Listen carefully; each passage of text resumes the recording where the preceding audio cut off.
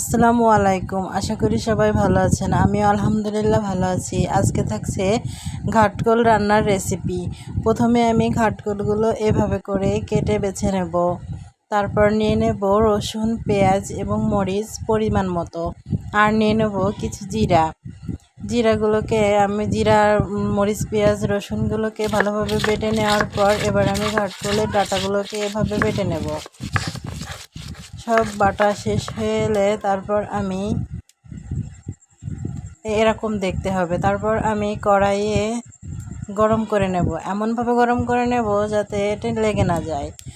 এবার আমি দিয়ে দেব তেলও গরম করে নিতে হবে, ভালোভাবে গরম করে নিতে হবে।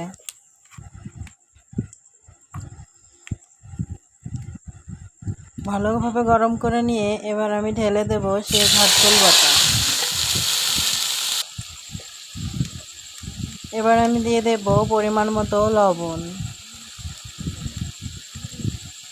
হলুদ, আর দিয়ে দেব পরিমাণ মতো ধনিয়া গুঁড়া।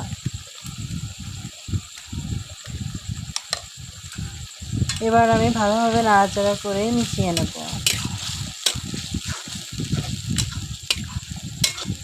এভাবে নাড়াচাড়া করে ভালোভাবে মিশিয়ে নিতে হবে, হলুদ লবণ যাতে ভালোভাবে মিশে যায়।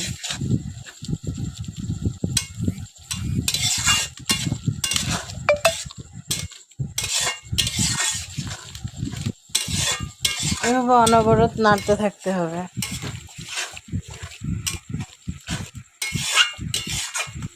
একটু সময় নিয়ে ভাজতে হবে, একটু নাড়াচাড়া করতে হবে, একটু সময় দিতে হবে, আবার একটু নাড়াচাড়া করতে হবে। এ পর্যায়ে আমি একটু ঢেকে দেব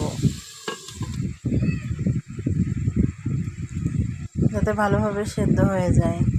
ঢাকনা উঠিয়ে এ পর্যায়ে আমি আবার নাড়াচাড়া করে ভেজে নেব। আস্তে আস্তে করে ভেজে নিতে হবে, এভাবে একটু হালকা লাল লাল করে ভেজে নিতে হবে। এই হয়ে গেল আমার ঘাটকোল ভাজি রেসিপি। আপনারা চাইলে বাসায় ট্রাই করে দেখতে পারেন। এটি খুবই মজাদার একটি খাদ্য, খুবই টেস্টি হয়। একটু নিয়ে এক থালা ভাত নিয়ে সেই খেয়ে ফেলা যায়।